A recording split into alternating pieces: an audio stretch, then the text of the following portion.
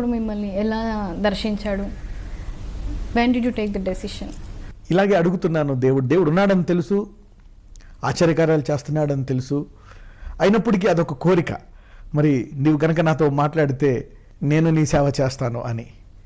మరి ఒకరోజు ఇలాగే అడుగుతున్నాను దేవుణ్ణి. నీవు 3 సంవత్సరాల నుంచి అడుగుతున్నాను, అందరూ నాతో మాట్లాడారు అని చెప్తున్నారు, నాకు ఇలా చెప్పారు అని గొప్ప గొప్ప దైవజనులు సాక్ష్యం చెప్తున్నారు. చాలామంది అయితే ఏకంగా నేను పరలోకానికి కూడా వెళ్ళొచ్చానని చెప్తున్నారు. మరి నాకు కూడా ఒక అనుభవం నువ్వు చూపించు అని నేను దేవుణ్ణి అడుగుతున్నప్పుడు ఆయన మరి నాకు కూడా ఒక అనుభవం ఆయన చూపించాడు.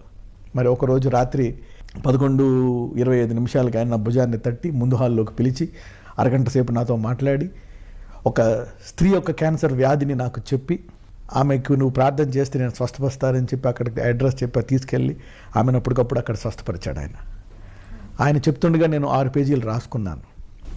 మరి అప్పుడు డిసైడ్ చేసుకున్నాను అనమాట. So you had a conversation with God. అవునమ్మా.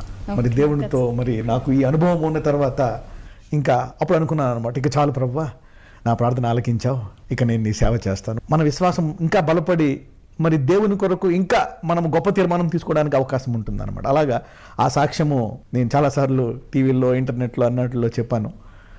మరి దేవుడు ఒక ఆకు ఇచ్చి ఆకు యొక్క రంగులు నా ముందు మార్చేశాడు. ఒక ఎండిన ఆకు ఒకటి వచ్చి ఆ ఎండిన ఆకు మీద నీళ్లు పోస్తే మొదట పచ్చగా అయిపోవడము, తర్వాత ఆకు అక్కడక్కడ తెగిపోయి ఆమె నరాల బలహీనత చూపించడము, ఆమె శరీరంలో ఉండే నీటి బలహీనత చూపించడము, ఆమెకుండే క్యాన్సర్ను చూపించి మరి దేవుడు అవన్నిటిని మరి తీసివేసినప్పుడు, ఆ అద్భుతాన్ని చూసినప్పుడు నాలో విశ్వాసము మరి చాలా ఎదిగిపోయింది అనమాట విశ్వాసం. ఆ తర్వాత నేను నా జీవితంలో వెళ్ళబోయే కష్టాలు, బాధల టైంలో కృంగిపోకుండా మరి దేవుని వాక్యంతో పాటు ఈ సాక్ష్యము కూడా నన్ను చాలా బలపరిచింది.